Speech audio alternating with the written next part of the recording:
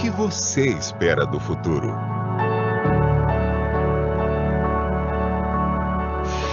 Hoje eu sei que sou muito mais capaz pela especialização que eu tenho.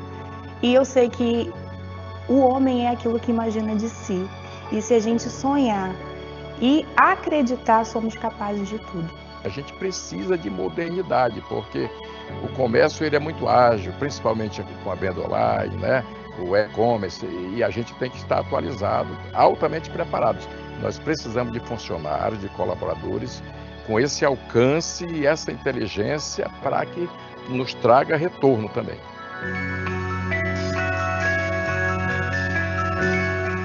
Quer saber onde o futuro começa? O Senac trouxe para minha vida uma transformação muito grande, principalmente de eu estar realizando um sonho, conseguir entrar novamente no mercado de trabalho, e por ser um curso 90% prático, tudo que eu aprendi eu já colocava em prática, eu já trazia para o meu dia a dia, e hoje eu já tenho a minha empresa há 2 anos.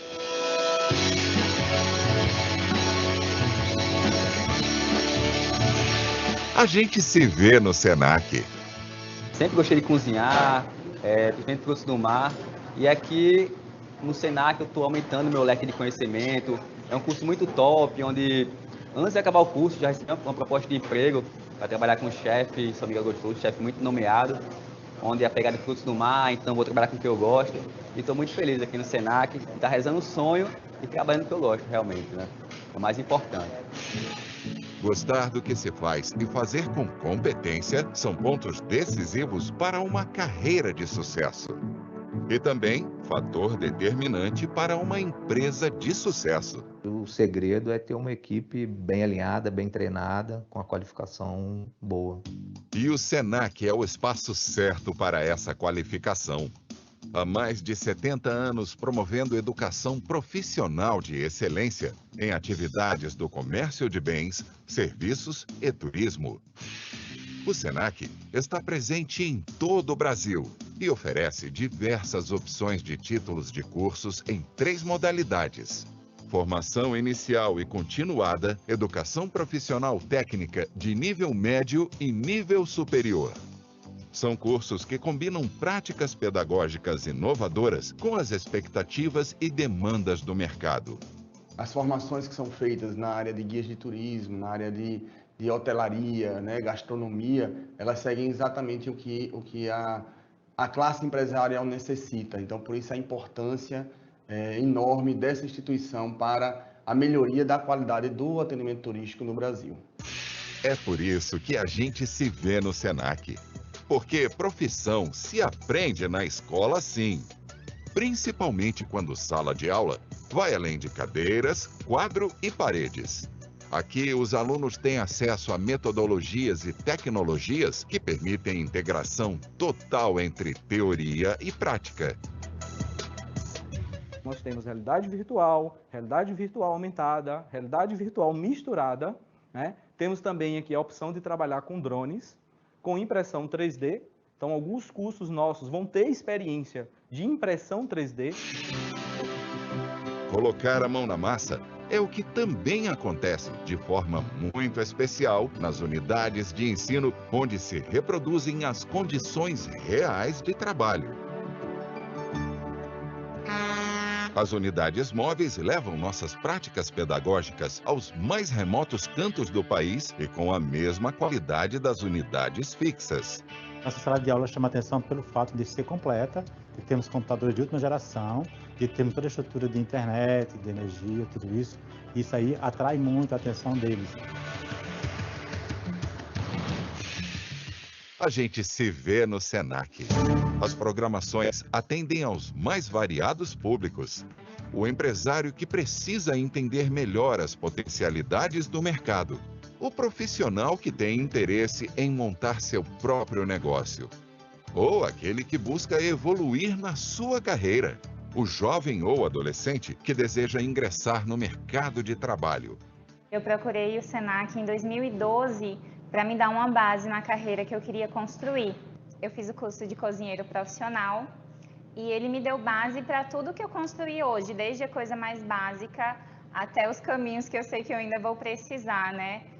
Então hoje eu crio todos os pratos aqui dentro da Jolie e eu administro toda a cozinha.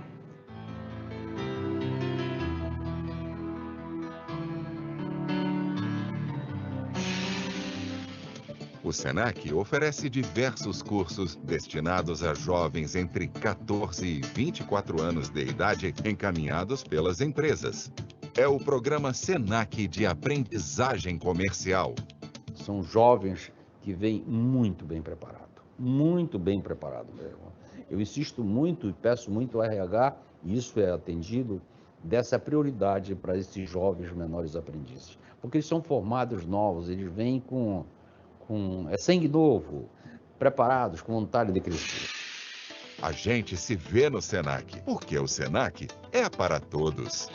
Para quem busca maior flexibilidade, o SENAC oferece cursos à distância em diversas áreas, com diferentes durações que se adequam ao que você precisa. Polos credenciados para momentos presenciais estão distribuídos por todo o Brasil. E por meio do programa SENAC de Gratuidade, PSG, a instituição garante a inserção de jovens e adultos de famílias de baixa renda no mundo do trabalho. Gente que encontra no SENAC novas oportunidades de futuro. Dentro do programa do PSG, foi muito importante para mim, principalmente pela oportunidade, né? E nele, realmente, ele abriu esse leque para mim com os cursos voltados para a minha profissão, que é o artesanato. E o futuro também está garantido pela excelência na forma com que o SENAC educa para o trabalho. O modelo pedagógico SENAC busca desenvolver competências que diferenciam os profissionais formados pela instituição e os preparam para os desafios da Revolução 4.0. Desde que eu terminei o curso do SENAC,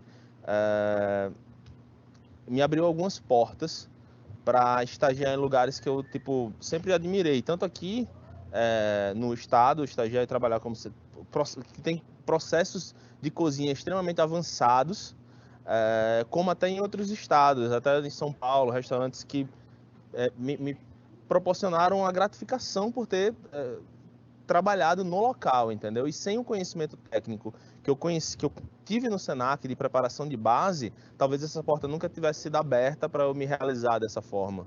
Percebi algumas características no funcionário formado pelo SENAC. Uma das bem fortes é a proatividade. O pessoal sai assim acelerado. Tipo, eles saem com vontade de aprender, saem com vontade de fazer, de entender o processo, de conhecer de verdade. A qualificação técnica eu achei muito boa. A gente já contratou mais de 10 alunos e ex-alunos do SENAC. Os gerentes elogiam a qualidade dos alunos do SENAC. Eles têm mais iniciativa, mais conhecimento do varejo, sabem o que é o ticket médio, entendem o varejo como um lugar de oportunidade, de empregabilidade. Então, está todo mundo muito satisfeito com a parceria.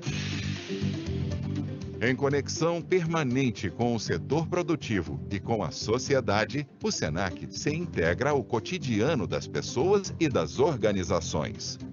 É o SENAC educando hoje para preparar o amanhã. Hoje eu vejo uma equipe muito mais focada, muito mais objetiva e com um treinamento aí atualizado, que foi o que a gente conseguiu perceber aí no SENAC. A parceria com o SENAC não tem prazo para acabar, porque anualmente vem aprendizes novos, cursos novos, o pessoal vai buscar curso, buscar bagagem nova, então não tem prazo para acabar. Vai até quando durar a empresa mesmo. O SENAC veio para ficar, como uma escola que gera oportunidades e abriga todas as tribos, todas as cores, todos os sonhos. O SENAC é Brasil e o Brasil se vê no SENAC.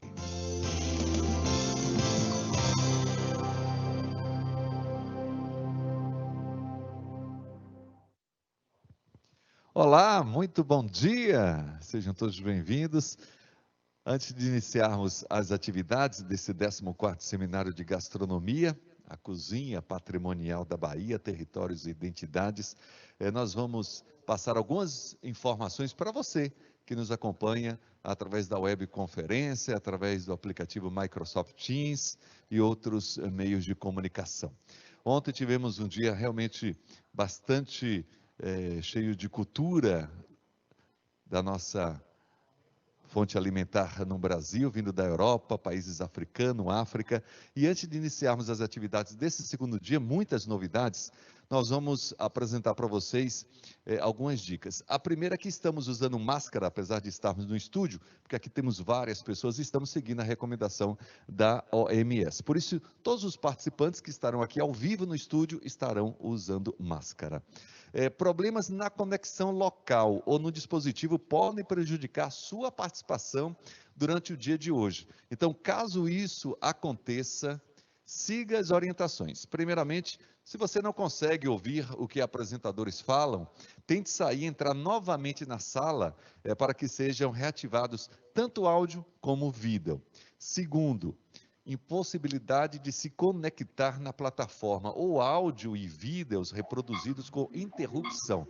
O que é que você deve fazer? Primeiramente, verifique sua conexão com a internet, verifique se aí no local onde você está existem outras pessoas conectadas à internet e que possam estar acessando conteúdos de vídeo como Netflix, YouTube. Isso pode estar prejudicando a internet. A melhor forma para acompanhar o evento é através do aplicativo Microsoft Teams, instalado no seu computador ou notebook. As apresentações do trabalho serão coordenadas pela professora Lilian Lessa, nutricionista, professora da Escola de Nutrição da UFBA, doutora em difusão do conhecimento, especialista em consciência, educação e em práticas educacionais da área de saúde. E vai estar aqui no telão o professor Odilon Braga. Ele não pôde comparecer presencialmente, mas está no telão ao vivo, cozinheiro profissional, professor de gastronomia da UFBA, mestre em alimentação, nutrição e saúde e graduado em jornalismo. Antes de convidá-los, vou ver se o Raul já está no celular ali, alguém comunicando a ele que estamos ao vivo, para ver se ele possa dar o bom dia, não é isso, professora? Enquanto isso, se aproxima aqui, professora, já lhe apresentei, professora Lilian Lessa. Seja bem-vinda, professora. Por gentileza, só pega o microfone ali com o jovem, enquanto o Raul aqui se prepara. Isso acontece, né, professora? Ao vivo, né? Isso, ao vivo a gente tem algumas e temos um delay. Recife é uma cidade bonita, Raul está ali conversando. E ontem a senhora assistiu em casa? Assisti as apresentações, muito interessante. A gente vê de onde vem a nossa cultura alimentar, o que a gente tem hoje e de onde os nossos hábitos partiram, essa mistura de informações, de culturas e a riqueza que a gente tem hoje. Às vezes achamos que temos pouca riqueza, que temos pouca cultura alimentar, mas, na verdade, o que fazemos tem um significado histórico que precisa ser valorizado, que precisa ser respeitado e precisa ser mantido. Muito bem. O Raul, a gente não está conseguindo se conectar com o Raul, mas hoje o que é que a senhora trouxe? A senhora vai apresentar aqui alguns trabalhos, é isso? Isso.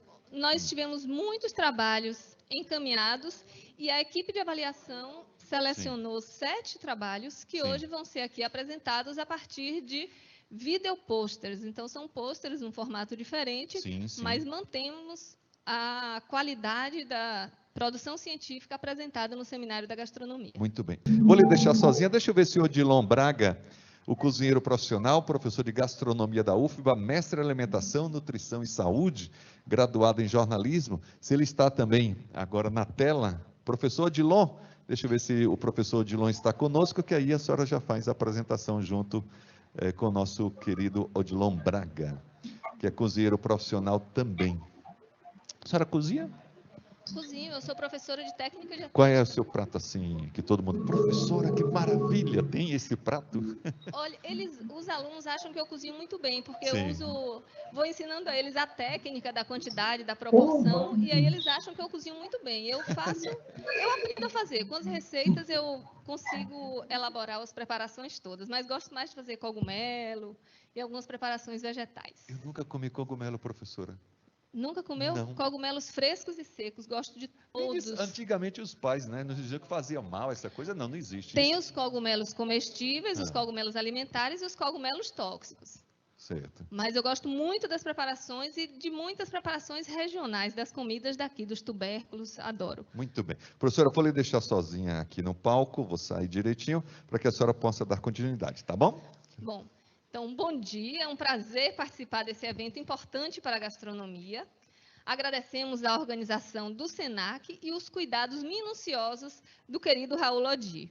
Então, a equipe composta por mim, Lilian, pelo professor Odilon e pela professora Tereza Braga, apresenta os resultados dos trabalhos científicos.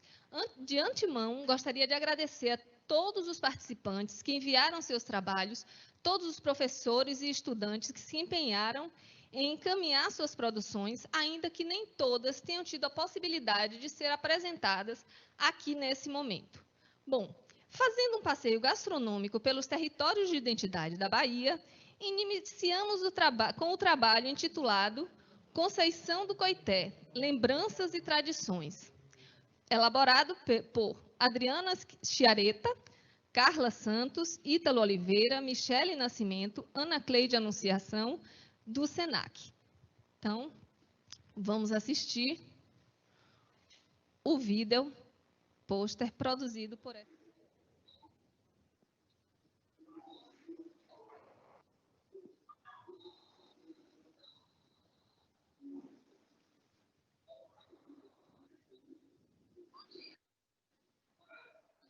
Bom dia. Professores de Conceição de Coité. Eu e a professora Carla, da Faculdade Batista Brasileira, junto com alunos que foram do curso de auxiliar de cozinha do SENAC Feira de Santana, fizemos uma pesquisa e fomos conhecer uma farinhada. O aluno Ítalo agora vai explicar para vocês melhor como funciona essa farinhada e o que foi que aconteceu e que levou a gente a fazer esta pesquisa. Pode começar, Ítalo. Boa noite. Bom dia. Conceição do Coité é uma cidade que fica a 217 quilômetros de Salvador. Ela fica localizada na microrregião de Serrinha. Um dos costumes principais da tradição da culinária aqui em Coité é a farinhada, que é todo o plantio da mandioca, plantar, colher e fazer a farinhada. Produção agrícola, mandioca e farinhada.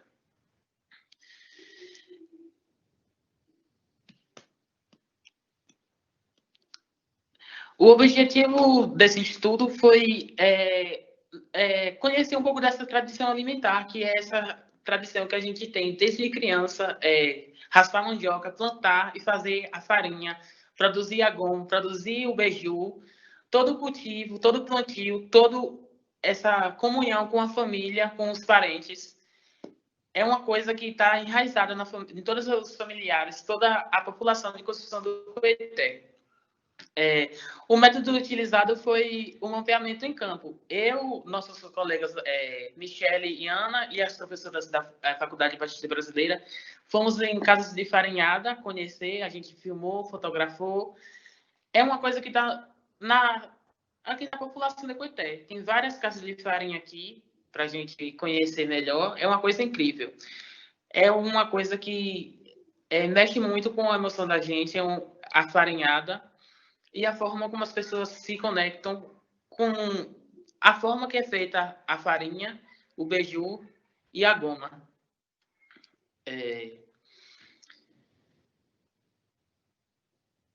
Resultado.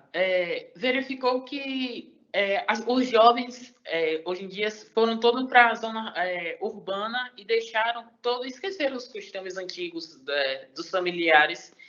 E destacou-se que agora os donos de casas diferentes tiveram que contratar pessoas, porque era uma coisa de família. Eu mesmo, desde criança, vivenciei isso. Foi uma coisa minha de família. A gente plantar, a gente colher a mandioca, triturar, raspar, fazer o beiju, pegar a palha da bananeira, fazer o beiju com coco ali naquele fogão de barro. É uma coisa que está enraizada. Então, perdeu esse costume. Perdeu muito lucro em contratar outras pessoas, sendo que era uma coisa familiar.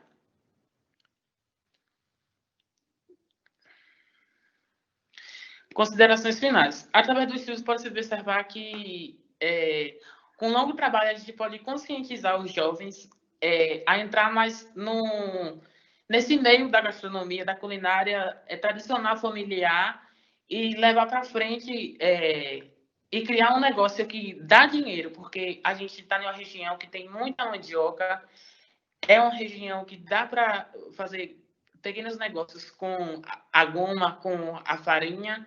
É uma coisa que dá dinheiro e pode funcionar de verdade.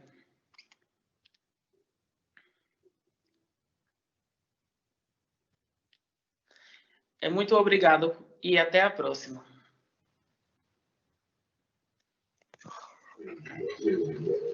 Bom, agora vamos mergulhar nas águas da Bahia e assistir a pesca artesanal e culinária baiana, culturalidades que se encontram, elaborada por Cibele Costa, Diego Gazar, Emanuel Moreira, Marta Santos e Vitor Bittencourt.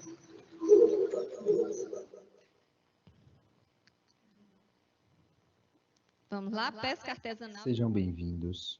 Meu nome é Vitor da Silva Bittencourt. Sou aluno do curso de cozinheiro do Senac Pelourinho, Bahia. Vou apresentar nosso artigo para o 14º Seminário de Gastronomia, que tem como tema principal a diversidade dos patrimônios alimentares nos territórios de identidades. Nosso tema é pesca artesanal e culinária baiana, culturalidades que se encontram. Como autores, temos o discente Vitor da Silva Bittencourt e os docentes Cibele Damasceno Costa, Diego Miranda de Moraes Gazar, Marta Cristiane Ferreira dos Santos, Emanuel Oliveira Pimentel Moreira. A cultura de se alimentar dos pescados é latente na culinária baiana, que afirma a importância direta da pesca para a existência da mesma. Porém, este diálogo entre culturas é pouco discutido. O projeto visa a compreensão entre esta culinária e a pesca artesanal nos dias atuais, com embasamento na visão de cozinheiros especialistas em comida baiana e pescadores da Ilha de Maré, através de pesquisas bibliográficas e entrevistas com profissionais dos dois setores. Se deu o estudo exploratório de abordagem qualitativa.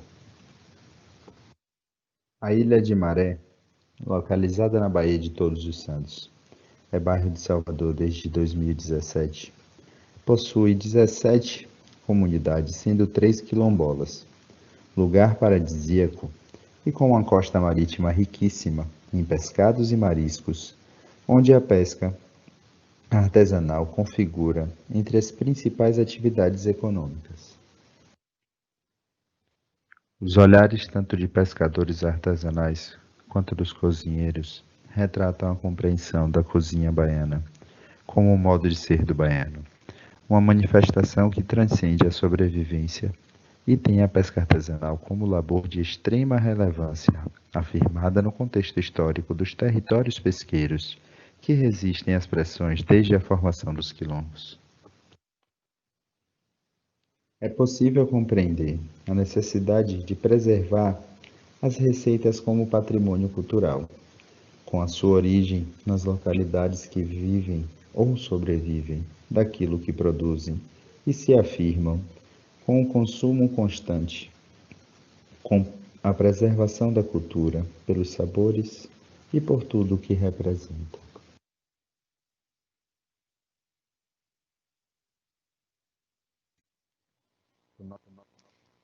Depois das águas, vamos então às bebidas. Contribuições da cozinha patrimonial da Bahia da produção ao consumo de bebidas. Elaborado por Ana Sá, Fábio Lima, José Barreto, Mário Alves, Nelson Rodrigues, Sérgio Carvalho, do Senac. Olá pessoal, tudo bem com vocês? Sou Nelson Rodrigues, instrutor de hotelaria do Senac do Pelourinho. Nossa pesquisa para o Seminário da Gastronomia Baiana de 2020, que tem como tema principal a diversidade dos patrimônios alimentares nos territórios de identidade da Bahia. E o nosso título ficou da seguinte maneira: Contribuição da cozinha patrimonial da Bahia, da produção ao consumo de bebidas. Os componentes para a realização deste trabalho são todos docentes do SENAC do Pelourinho.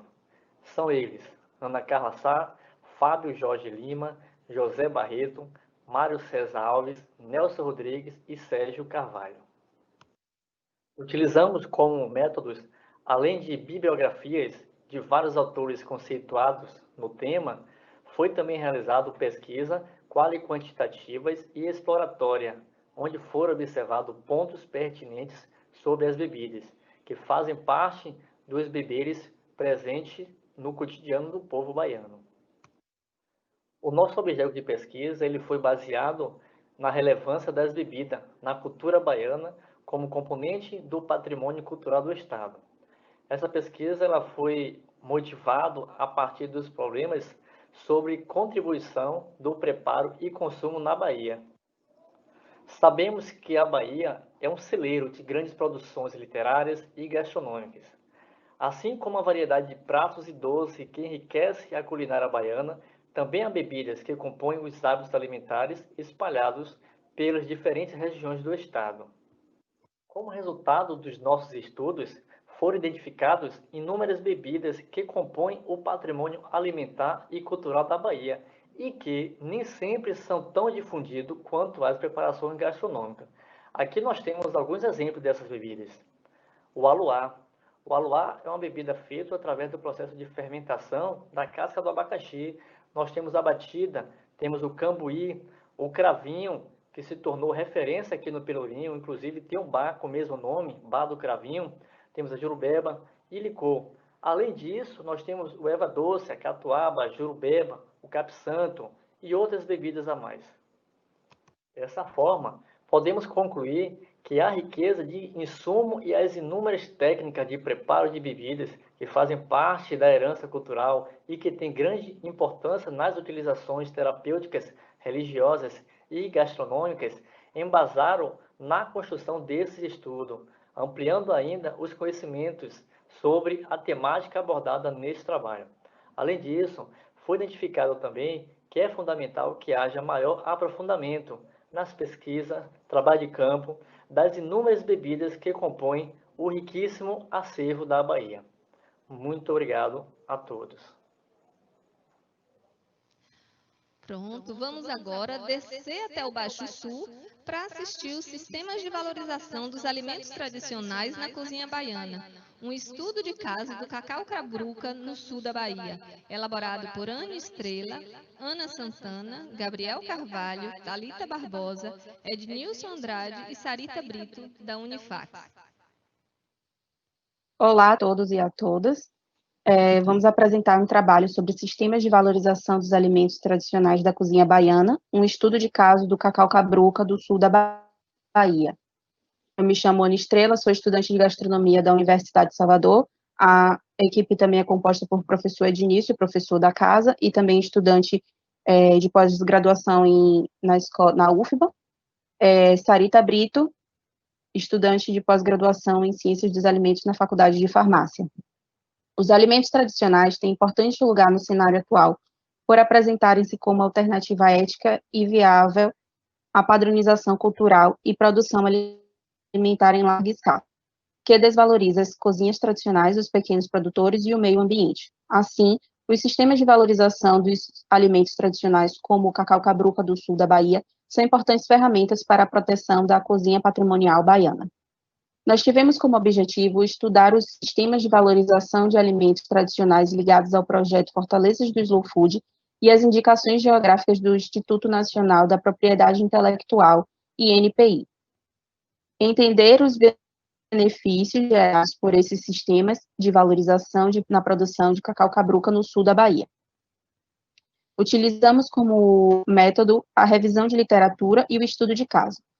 Na revisão de literatura, baseamos em publicações físicas e digitais sobre indicações geográficas, projeto Fortalezas do Slow Food, cacau cabruca do sul da Bahia e alimentos tradicionais. O estudo de caso focou-se na produção do cacau cabruca no sul da Bahia e suas certificações de indicação geográfica e fortalezas do Slow Food, no período de março a julho de 2020, com entrevistas realizadas na Bahia Cacau, uma das suas associações de produtores.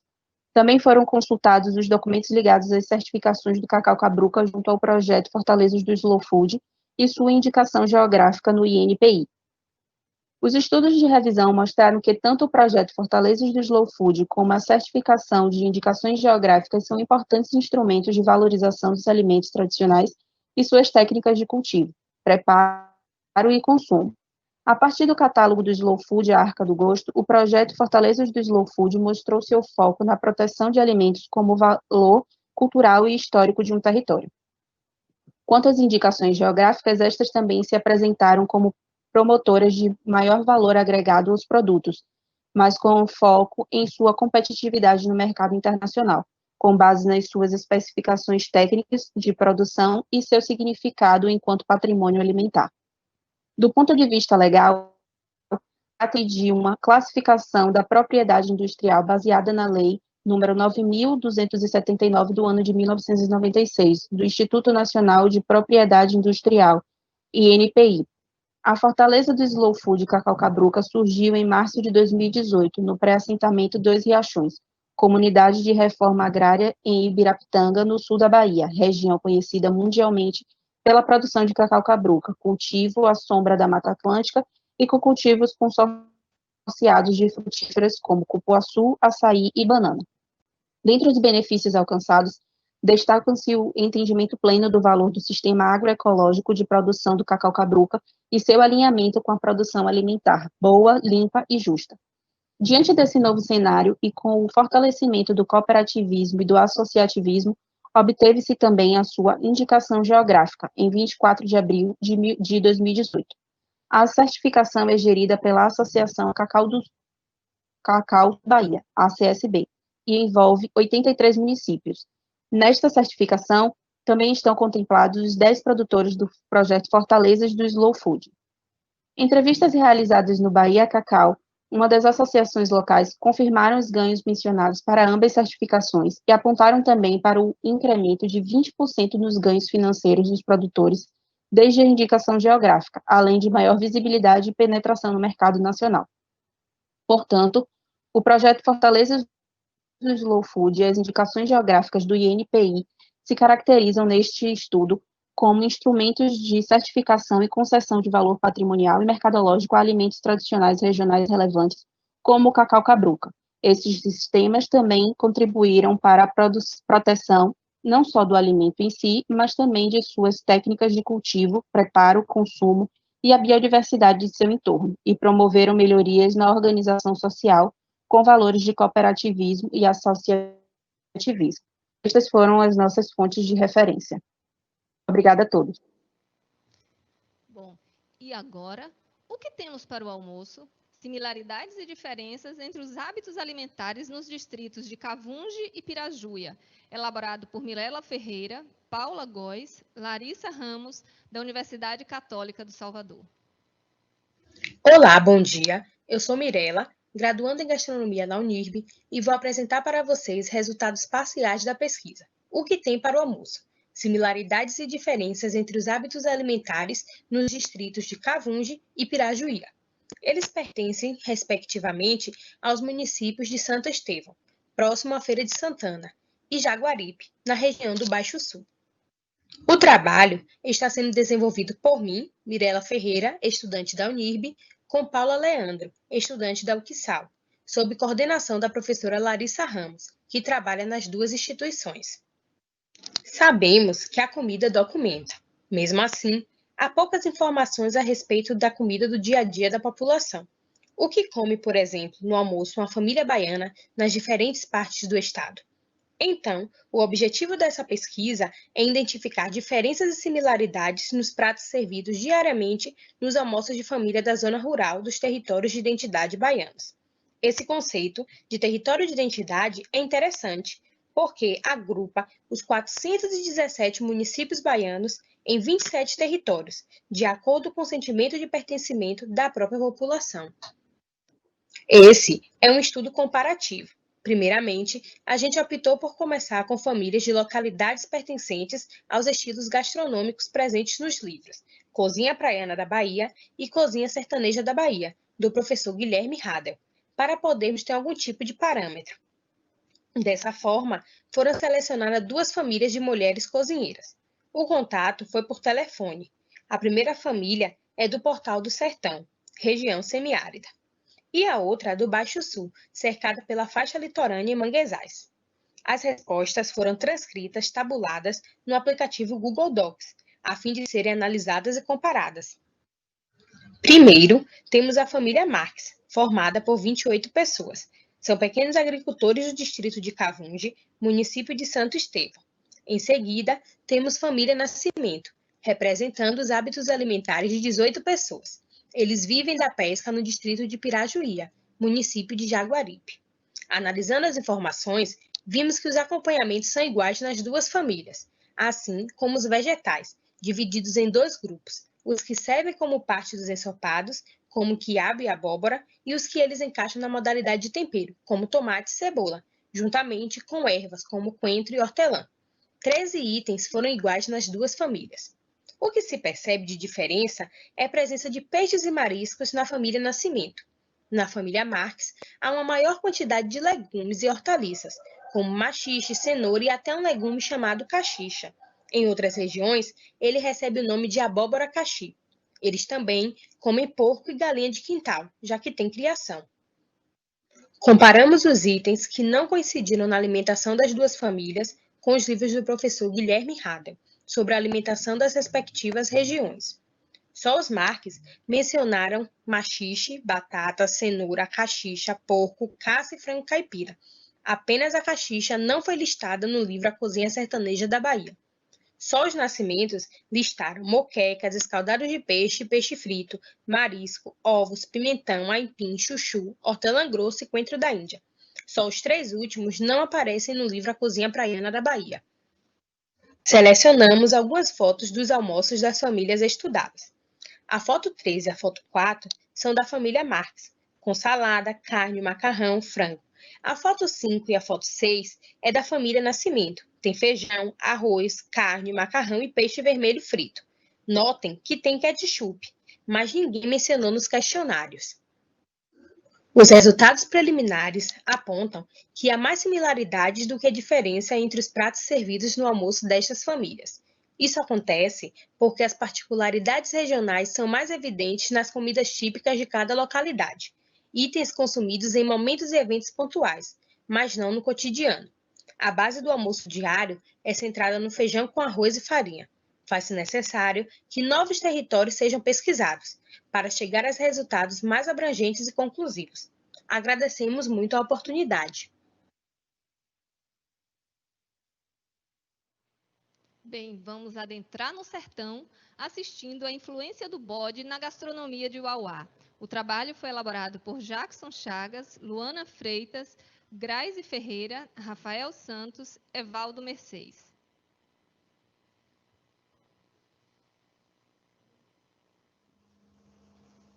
Olá a todos! Nesse seminário sobre a diversidade dos patrimônios alimentares nos territórios de identidades da Bahia, irei apresentar a pesquisa bibliográfica do meu grupo. Por todas as nossas pesquisas realizadas, decidimos juntamente falar sobre a influência do bode na gastronomia de Uauá. O grupo é formado pelos orientadores do SENAC, Evaldo Mercedes e Jackson Chagas, e os alunos de cozinha do SENAC, Grazi Ferreira, Luana Freitas e Rafael Santos. Descrição do objeto e problema estudado.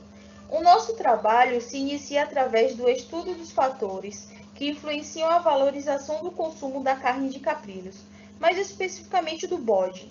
Através de várias pesquisas bibliográficas realizadas, iremos apresentar todo o contexto de informações encontradas sobre a influência do bode na gastronomia de Uauá. A seguir, irei enfatizar sobre a importância da carne caprina. Sabemos que a culinária baiana sempre foi diretamente influenciada pelos fatores socioeconômicos de cada região do estado. Por conta da gastronomia, permitiu-se o redescobrimento de sabores e temperos. A forma como se preparam os alimentos tem relação com os produtos e com a sua história, como por exemplo, existem receitas que explicam a abundância ou a escassez de um determinado ingrediente em uma região ou em um momento histórico. A região abordada no nosso trabalho é o município de Uauá, que está localizada no sertão da Bahia, a 420 quilômetros da capital. Um dos ingredientes que podem ser encontrados no município de Uauá e que é amplamente usado pelos moradores locais é o bode, pois além de ser um alimento nutritivo, o animal em si tem resistência a doenças, escassez de água e alimento, tornando-se o principal bem do sertanejo. Do bode é possível se aproveitar tudo, do leite à carne, as vísceras, o casco, o chifre, o couro, sendo assim não só uma fonte de alimento, mas também econômica. Uauá é considerada a cidade internacional do bode, e no mês de agosto acontece a famosa exposição agropecuária de caprinos e ovinos da região. A festa tem duração de 5 dias e é visitada por pessoas de todo o mundo, que se divertem e apreciam diversos pratos elaborados da carne de caprinos e ovinos. Um grande fator a se observar é a ausência de políticas públicas voltadas ao turismo gastronômico do local, pois a atividade de criação de caprinos apresenta limitações no manejo artesanal para a preservação como patrimônio cultural. Logo, os pequenos produtores do local e o turismo gastronômico da cidade sentem a necessidade do apoio das autoridades públicas do município de Uauá. O nosso trabalho tem o objetivo de valorizar a cultura gastronômica do município de Uauá, assim valorizando o bode, que é o principal produto da gastronomia local e de maior fonte de renda econômica da população de Uauá. Método utilizado. A coleta de dados deu-se através de pesquisas bibliográficas através da base de dados da Empresa Brasileira de Pesquisa Agropecuária e o Google Acadêmico, onde foram encontrados artigos que relacionavam a carne caprina. O trabalho apresenta a valorização da cultura alimentar e econômica da região citada, destacando o bode como principal tema. Resultados. Observou-se a necessidade de inserir o produto nos festivais culinários já existentes da capital, com interesse de inclusão de Uauá no mapa gastronômico baiano. Através de nossas pesquisas, observamos que a Prefeitura faz investimento em médios e grandes produtores, mas não na gastronomia local. Logo, com a valorização da culinária de Uauá, há possibilidade de haver mudanças nesse quesito. Considerações finais. Para que esse processo vá além da preparação dos alimentos e da nutrição, cabe a participação dos chefes de cozinha em atuarem como corresponsáveis em infundir técnicas gastronômicas e preservação da identidade cultural. Ao meu ver, a cultura gastronômica de Uauá é tão interessante que tive a iniciativa de preparar aqui em casa um prato típico da região, o bode na moranga. Referências. Das variadas referências postas ao trabalho, a Embrapa foi a mais utilizada para o processo de construção da nossa pesquisa. Obrigada pela atenção de todos. Aqui encerramos a nossa apresentação. E, para deixar um gostinho de quero mais, vamos assistir Velame, um tempero da Bahia, elaborado pela equipe Stefane Santos, Werisleda Moreira e Alício Charou, da Faculdade Batista Brasileira.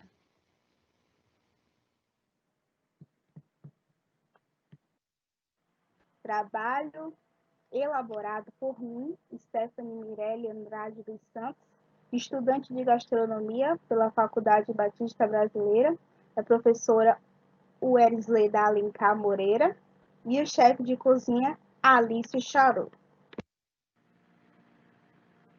Muitos são os sabores da Bahia.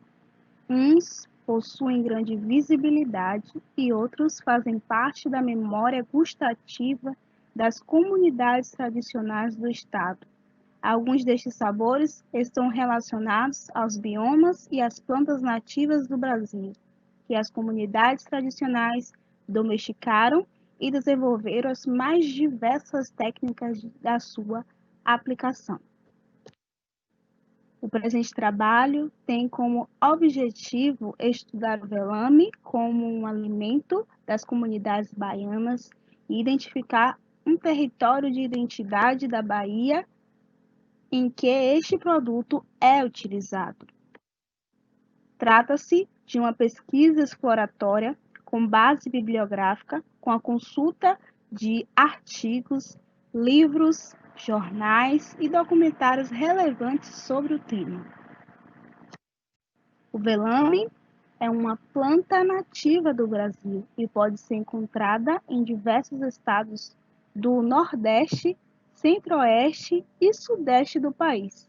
Uma planta arbustiva da família das euforbiáceas, pode ser observada durante todo o ano com flores e frutos.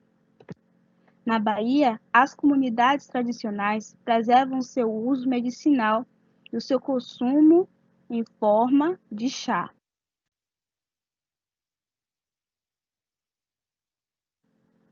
Com sabor silvestre, o velame tem sido utilizado como tempero, como aparece na série documental Comida Aqui é Mato, apresentado pelo chefe Alício Charô. Em um episódio, Ana Ferreira Rocha abre sua cozinha e partilha uma receita de família chamada bode no velame. O velame, então, aparece como um ingrediente culinário, uma erva aromática que acrescenta ao preparo do bode seu sabor e aroma. A relação entre velame e o bode também é apontada por Neide Rigo, pois a planta, muito presente na caatinga, é ao mesmo tempo tempero e alimento do bode. O uso do velame tem sido divulgado pelas comunidades que começaram a construir sua cadeia produtiva e passar a posicioná-lo no mercado com um produto chamado sal do Himalaia com ervas da caatinga, que no caso trata-se do velame. Produzido pela Associação Comunitária Agropastoril Testa Branca, com apoio da Coopercuc e da Central da Caatinga. O velame pôde, então, adentrar outras cozinhas além daquelas em que já é tradicionalmente utilizado. Ante o posto, considera-se que o velame é um ingrediente pouco conhecido da culinária baiana, que passou a ser apresentado ao mercado consumidor através de uma associação comunitária do território de identidade Sertão do São Francisco. Um sabor característico do bioma caatinga, que é tradicionalmente utilizado como erva aromática para temperar o bode, outro elemento muito importante da cozinha sertaneja. Aqui as referências bibliográficas e o meu muito obrigado pela atenção de todos vocês. Bom, diante dessa diversidade, nós agradecemos a todos que nos assistem e às instituições que contribuíram para essa produção, a Faculdade Batista Brasileira, o SENAC, a UFSAL, a Unirb e a Unifax. E então, alimentados com esses conhecimentos e experiências, damos seguimento ao Seminário da Gastronomia Baiana. Muito bem, professora Lília, deixa eu ficar aqui na telinha um pouquinho, porque chegaram várias perguntas, questionamentos, mas antes, até falar para aquelas pessoas que nos acompanham através da webconferência, temos quase, vamos dizer, 80%, 90% do público é da área, mas temos, vamos colocar 10% que não seja da área. Slow food, que nós estamos falando tanto aqui, daqui a pouquinho vamos mostrar um vídeo, seria tipo, uma linguagem bem popular, é comer devagar, é um movimento para que possa ter um plantio melhor, um trabalho melhor no fazer e apreciar melhor a comida. O que seria o slow food numa linguagem mais simples? Bom, o slow food é um movimento mundial. Sim. Tem também o Slow Food Brasil. E o objetivo dele é produzir e cultivar uma cultura alimentar que seja boa, limpa e justa. Boa tanto para quem produz quanto para quem consome. Limpa, porque os alimentos devem ser produzidos de maneira que não agrida o ambiente e nem agrida a saúde humana. E justa, porque ela deve ser honesta para quem produz, não pode ser baseada na exploração do trabalhador, nem a exploração de quem elabora aquele alimento para servir. O símbolo é aquela tartaruguinha, porque é o sentido de... A tartaruga não, um caracol de lentidão, que é para a gente comer apreciando o alimento, sem pressa. É uma oposição ao fast food, que é rápido. Então, o objetivo é que a gente possa curtir, conviver e apreciar aquilo que está sendo apresentado. E nesse mundo que estamos de muita agilidade, tecnologia, as pessoas chegam em casa, às vezes comem no trabalho, bacana esse movimento, né? E isso é importante a gente pensar nisso, porque integra tanto a cultura alimentar local, quanto o indivíduo, para ele se perceber e poder interagir com o ambiente. E tudo que ele consome deve ser parte daquela região onde ele convive, para ter mais energia. A partir de hoje eu sou adepto do Slow Food. Você também? Muito bem. Professora, tem várias colocações aqui de agradecimento e também de perguntas. Arielle Santos, é tão bom conhecer mais a fundo as tradições alimentares da nossa terra. A senhora fez uma viagem aqui em toda a Bahia, não é isso? Isso. Passamos do sertão à praia, ao litoral, e fomos caminhando por tudo que os trabalhos trouxeram até nós. Nós só fizemos intermediar, ler e definir quais atendiam aqueles critérios que estavam estabelecidos lá no edital que foi encaminhado às instituições e lido por todos que elaboraram os trabalhos. Muito bem. Tem o anônimo aqui que mandou através do chat de perguntas. Eu gostaria de agradecer essa oportunidade. Eu sou do sul do país e só assim conseguiria ter acesso a essas palestras incríveis. A Renata Carvalho, professora Lília, foi minha professora de alimentos e bebidas na UNEB. Profissional extremamente dedicada. Olha só. A Renata falando. A Cristiane, é verdade, as casas de farinha são enriquecedoras para a construção da história gastronômica do nosso país. Eu acho que qualquer pessoa que fosse no interior deveria ir numa casa de farinha. Isso. Eu sou de Jequié e tínhamos roça e eu já via produção na casa de farinha. Eu era muito pequena, a gente não fazia, mas eu já vi raspar a mandioca, prensar a mandioca, fazer todo o processo das farinhas, dos beijus. Nós comíamos todos os produtos. Ainda continuamos consumindo. Essa cultura não dá para ser perdida. E as cantigas, né? Naquele momento de raspar ali, eu não lembro do que eu cantava, porque eu era pequenininho. Anônimo, que maravilha nossas bebidas. A Daíra Martins, de Bauru, São Paulo. Bom dia a todos. Um prazer estar com vocês para mais um dia deste evento tão rico. Obrigado pela oportunidade. O Marcos Saad, um prazer em participar em mais um evento, SENAC. Em 2004, ao terminar minha graduação em turismo na Faculdade Visconde de Cairu, escolhi a gastronomia baiana como tema para a minha monografia. E, por um misto de honra e sorte, fui surpreendido com a presença da professora Lilian, como uma das minhas avaliadoras, mulher dotada de sensibilidade e senso de observação. Professora, a senhora hoje vai... Sua análise foram determinantes para a conclusão de um trabalho com excelente nível de qualidade. Obrigado, professora, por iluminar nosso dia com sua inteligência e leveza. Obrigada. Realmente eu já comecei a ensinar na graduação em 99, então já tem um caminho que tem muitos estudantes espalhados por aí. Obrigada, que bom que tive essa boa impressão, essa boa representação para vocês. Desejo sucesso e adoro ter sido professora de muitas e muitas pessoas. Todas as minhas experiências foram excelentes. Muito bem. As duas últimas colocações aqui, da Maria Carmen Fragassi.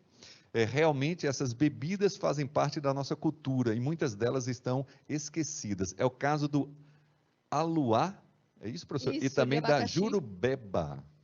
Isso, as produções menores, elas acabam tendo uma menor representação e a gente vai consumindo aquilo que passa na mídia, mas é importante a gente resgatar essa nossa cultura e conhecer a riqueza que nós temos e como podemos produzir essas bebidas feitas com produtos da nossa região, para que a gente possa ter uma manutenção dessa cultura alimentar, a cultura da produção e manter essas nossas tradições, para que a gente não seja absorvido por uma cultura que não é nossa.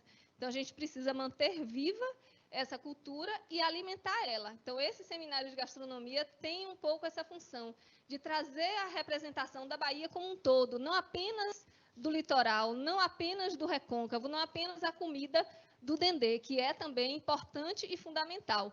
Mas nós temos na Bahia uma diversidade muito grande e precisamos valorizar e difundir. Muito bem, professora, eu quero lhe agradecer.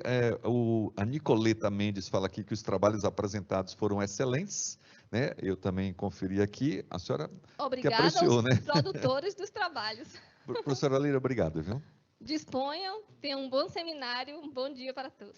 Muito bem, nós não conseguimos nos conectar com o Raul Lodi, que está em Recife, e agradecer também ao professor Odilon Braga, que estaria participando junto com a professora Lília desse nosso bate-papo desta manhã, mas infelizmente também nós perdemos a conexão. Mas antes de iniciarmos o painel, olha só que novidade nós vamos trazer para você que nos acompanha aqui através da webconferência. As ações do Slow Food na Bahia. Antes de apresentar este painel, nós vamos assistir o vídeo As Fortalezas do Slow Food. Vamos conferir na tela.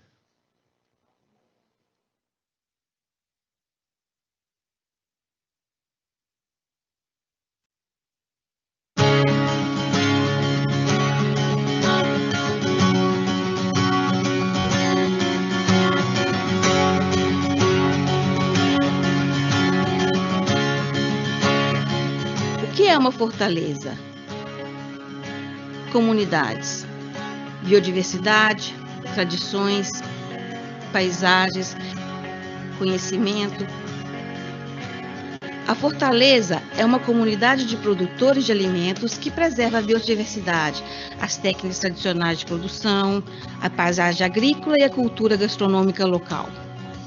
A fortaleza ajuda os produtores a se sentirem menos isolados, a superarem as dificuldades e a terem acesso a um mercado mais justo. A fortaleza protege um produto tradicional, uma técnica artesanal, uma paisagem rural ou um ecossistema.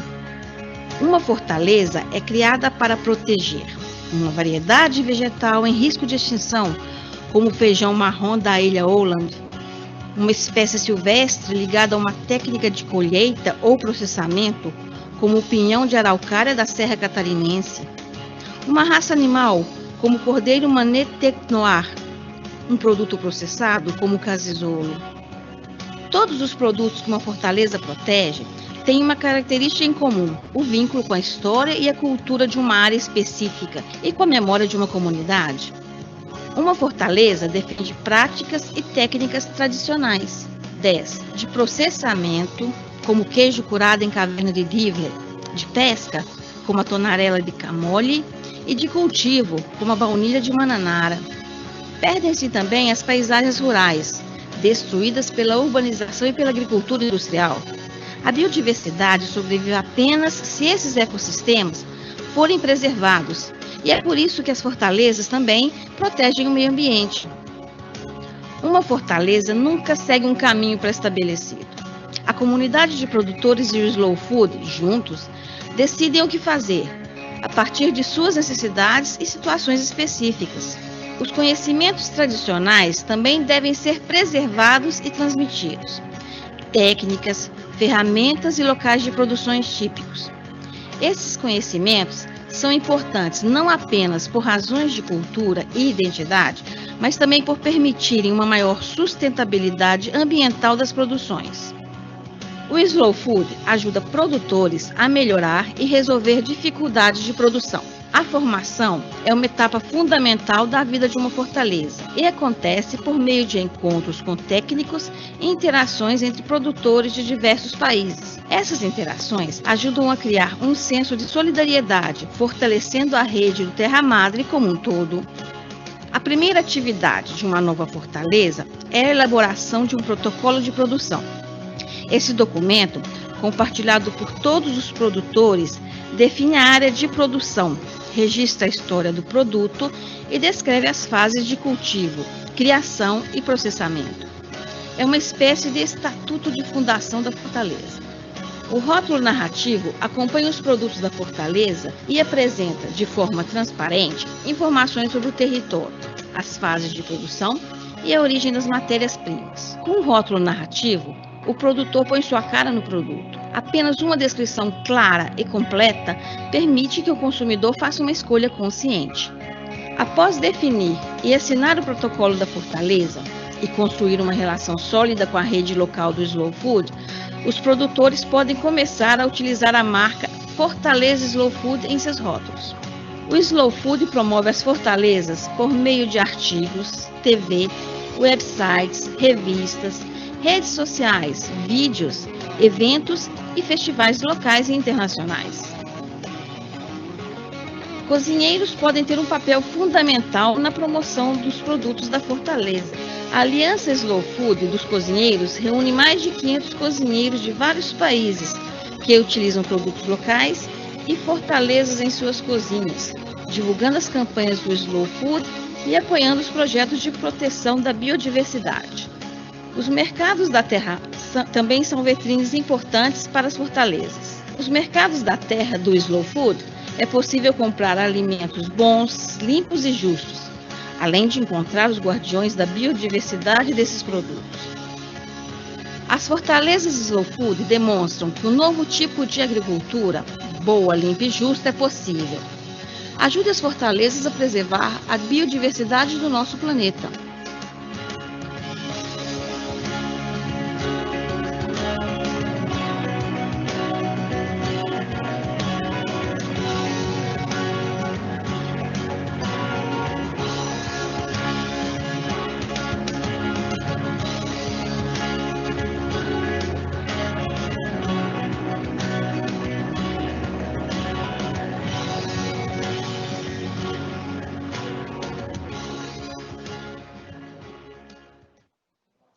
Muito bem, este foi um vídeo mostrando as fortalezas do Slow Food.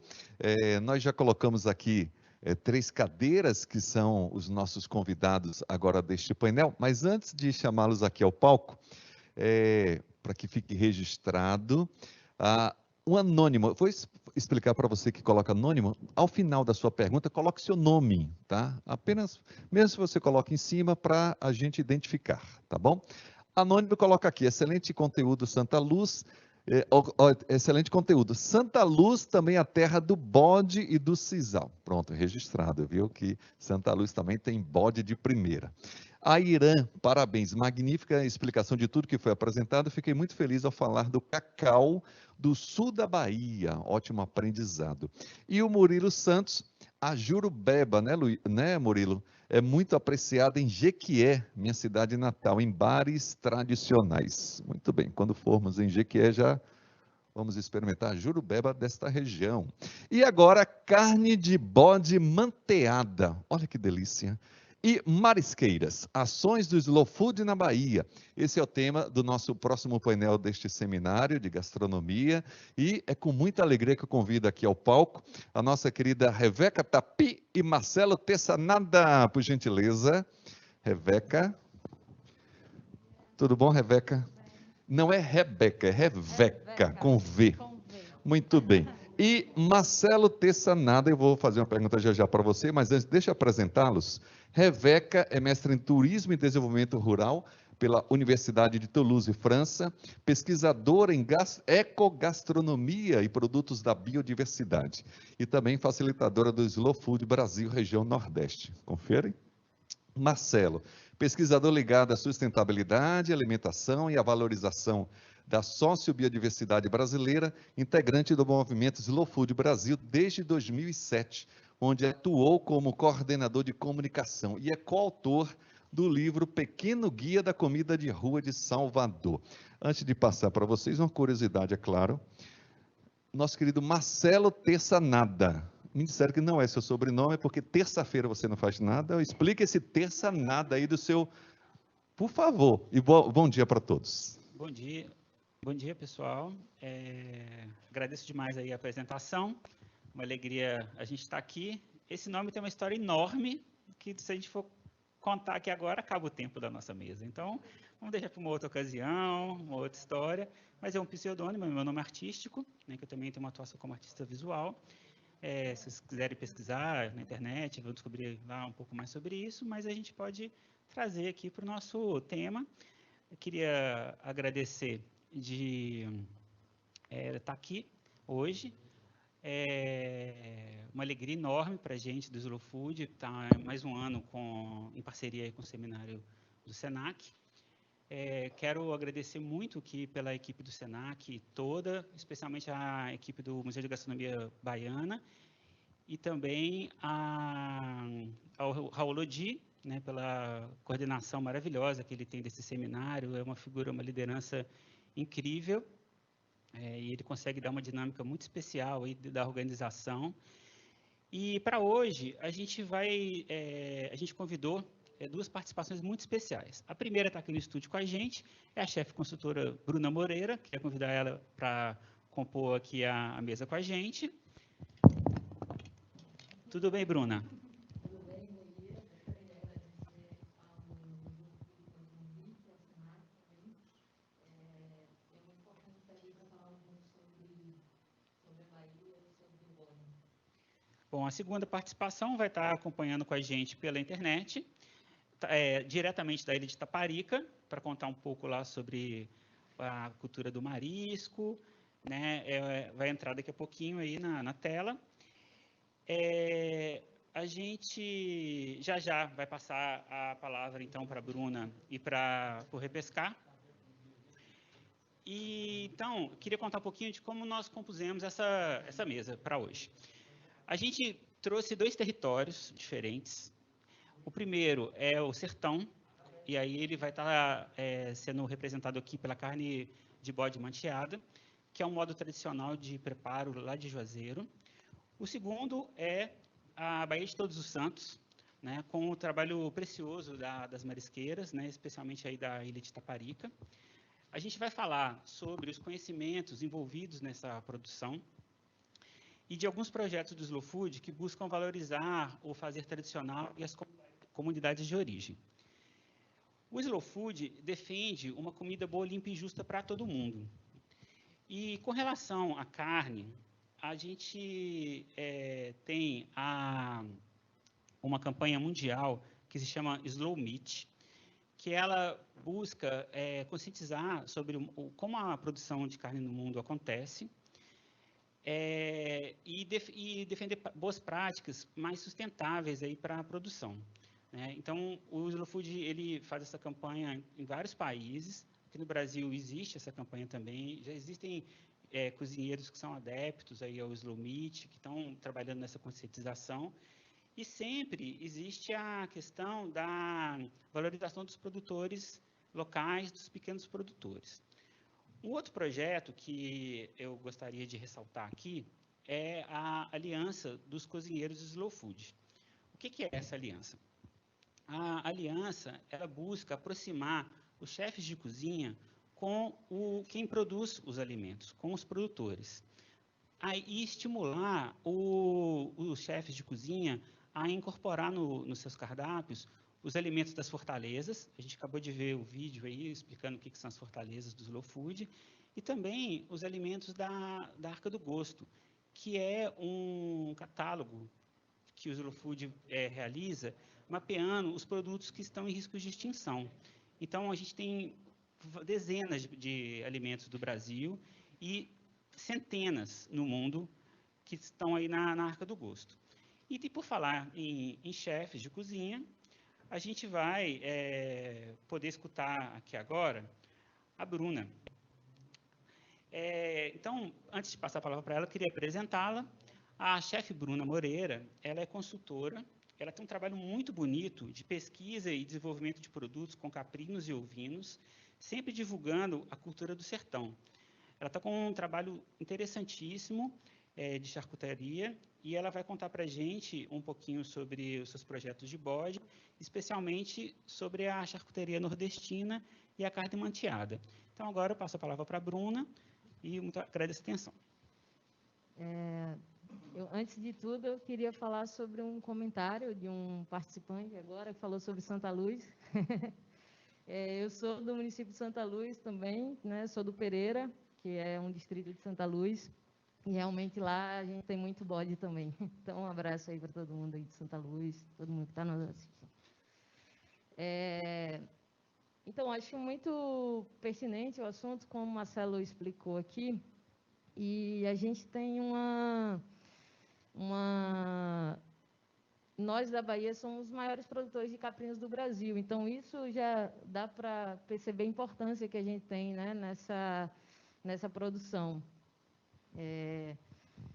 E a gente vai falar um pouco, eu queria falar um pouco sobre os trabalhos, né, que o Marcelo falou. Então, a ideia sempre do meu trabalho como charcutaria é poder incluir o Nordeste nessa prática, né, porque já existem, sempre existiu essa charcutaria nordestina. E então queria falar um pouco assim que o bode ele chegou com os colonizadores, né? Os caprinos eles chegaram com os colonizadores, mas aqui no Brasil eles se adaptaram e foram desenvolvidas outras raças. Então é uma outra linha do slow meat, né, Marcelo? Que é o resgate também das raças nativas, né, as raças brasileiras. E muita gente confunde assim, a espécie veio de fora, mas essas raças elas surgiram no Brasil. E eu vou tirar o óculos aqui porque por conta da máscara, né, tá embaçando. Então tem algumas raças que a gente tem hoje no Brasil e tem na Bahia, como a raça Canidé, Mochotó, Azul, que tem uma fazenda na Paraíba, não sei se vocês conhecem, que trabalham muito bem a multiplicação dessas raças e o resgate dessas raças, que é a Fazenda Carnaúba, da família do Ariano Suassuna. Ele foi um dos criadores desse projeto também, que começou essa valorização pelas raças nativas. Bom, aí daí a gente passa a entender um pouco mais desse universo dos caprinos, entender o que é que a gente tem aqui. Quando a gente fala de produção familiar, a gente fala de uma pluralidade de raças, né, que a gente vê nos fundos de pasto, que são criadas por famílias que fazem essa produção.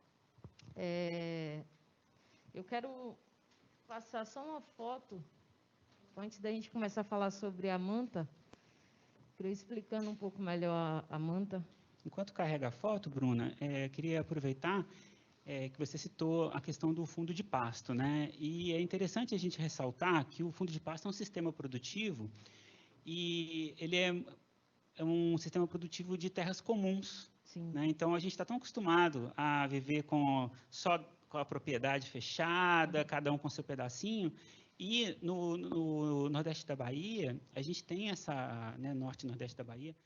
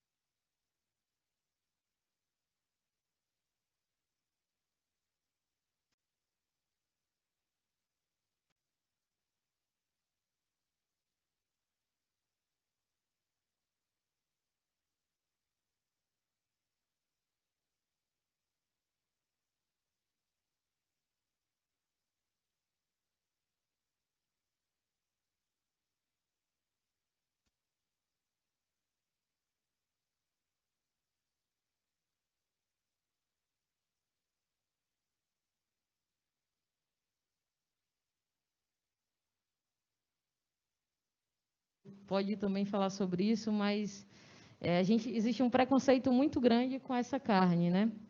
Com a carne do bode. Se a gente for olhar o consumo per capita no Brasil, a diferença que é a gente analisar a nível Nordeste, né? Existe uma disparidade muito grande. Ô, Bruna, e tem toda essa noção, assim, preconceituosa de que a carne do bode é rançosa. Explica aí pra gente isso, assim, se isso é verdade, não é? Bom, existem algumas coisas que fazem com que a carne fique com um aroma mais apurado, digamos assim, né? Que as pessoas chamam de ranço. Então, quando o animal é muito velho, o reprodutor, então a questão dos feromônios faz com que altere um aroma e o sabor na carne. Hoje a gente produz para venda na Bahia carnes que não são de animais tão velhos. Então, esse preconceito ele continua existindo, as pessoas têm uma dificuldade enorme em provar, em ter essa abertura para poder provar pela primeira vez ou provar novamente essa carne que a gente garante hoje, por exemplo, a Frig Bahia Fino Sertão, né, que fica localizado em Pintadas, trabalha com animais jovens que tem a questão da glândula também, que é retirada, a produção, a alimentação, tudo isso interfere. Então, acho que hoje a gente tem uma produção muito bacana que faz com que nossa carne não tenha esse ranço, né? Então, acho que isso existe, mas não é sempre, não é em todo lugar. Então, acho que é bom a gente ficar mais aberto, né, para entender isso, assim, e com um pouco mais de um olhar mais amigável com o bode, né? Experimentar de novo, né, Bruninha? Bom, eu vou passar aqui. Olha que lindeza. Bom, e eu vou falar um pouco da manta, né? A manta, ela é uma peça que é o caprino desossado, tá? Isso aí é parte do processo, né? Que é a desossa. Essa carcaça, ela é desossada, aberta, sem que haja cortes, tá? E as peças que têm mais carne, elas são despostada, é uma palavra que é usada na região do semiárido, né? Carne despostada é uma carne que ela é aberta. Deixa eu ver se tem aqui, pronto. Aqui tirando o osso da coluna vertebral. E tem dois tipos de carne manteada, né? De bode manteado, que é o bode que ele fica com algumas partes ainda de ossos para dar sustentabilidade. E tem também a carne manteada, que é totalmente desossada, que ela não fica com osso nenhum, inclusive da costela, o que é uma prática muito difícil, que é você retirar os ossos da costela de um bode sem fazer furos, sem cortar a sua carne. Depois dessa desossa e dessa despostagem, né, como chama na região, que é essa abertura das carnes, ela é salgada, tá? Após toda a salga, você percebe aí na foto que tem algumas partes de ossos, como o fêmur, a costela, e isso depende, varia de região para região. É uma técnica que é para dar sustentabilidade, para não ser derrubada com vento, não ser pega pelos animais, né? Então, ela tem essa aparência e é chamada manta por conta dessa aparência de manta que é colocada em varal. E aí eu queria colocar uma coisa que a gente está falando de uma carne do sol de bode, mas com uma técnica que é uma arte também, e a gente sempre coloca gastronomia e arte como uma coisa como uma alta gastronomia, e eu queria trazer essa parte artística também para a produção, porque isso aí é uma arte, ele poderia simplesmente ter cortado peças, salgado e pendurado. E o sabor, né, ia ser o mesmo, ia ter o sabor, mas essa questão toda da aparência, isso também é uma arte que é feita por produtores, e isso é muito bonito. A gente, hoje Petrolina, né, estado de Pernambuco, Petrolina registrou a manta de bode como patrimônio material de Petrolina, que é aquela região toda, né? Se a gente for olhar a Bahia com maior produção, né, a gente ainda não conseguiu isso, mas Casa Nova, Juazeiro, Uauá, Santa Luz, Valente, Coité. Se a gente for olhar os territórios que a gente faz essa prática, que tem uma grande produção, a maior produção de caprino do Brasil, acho que a gente está devendo um pouco nesse quesito, né? E é muito... Tem uma brincadeira, né, que se faz no sertão, que são dos manteadores, que qual é o manteador que não corta ou que não fura a pele, né? Então existe ainda essa brincadeira e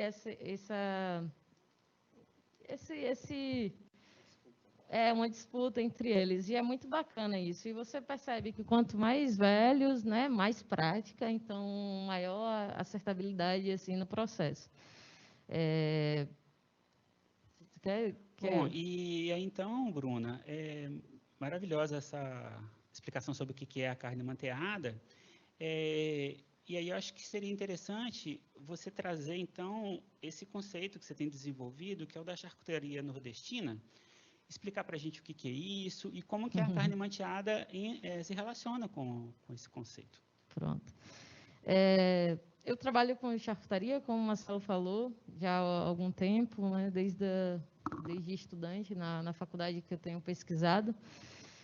E por muito tempo eu pesquisava a charcutaria e entendia a charcutaria como uma coisa de fora, né? São franceses, né, europeus de modo geral. E a partir do momento que eu fui entendendo um pouco mais do que era, eu fui percebendo que a gente tem muita charcutaria no Brasil e a gente tem coisa que é nossa, né? E fui usando esse termo de charcutaria nordestina, porque a gente pode... a manta é uma técnica de conservação da carne de bode, né? Então, a salga e a desidratação, como eu mostrei nesse processo, ela faz com que a carne tenha uma durabilidade maior, e esse também é um conceito da charcutaria. A gente pode ver aqui no Recôncavo, bem perto da gente, Salvador,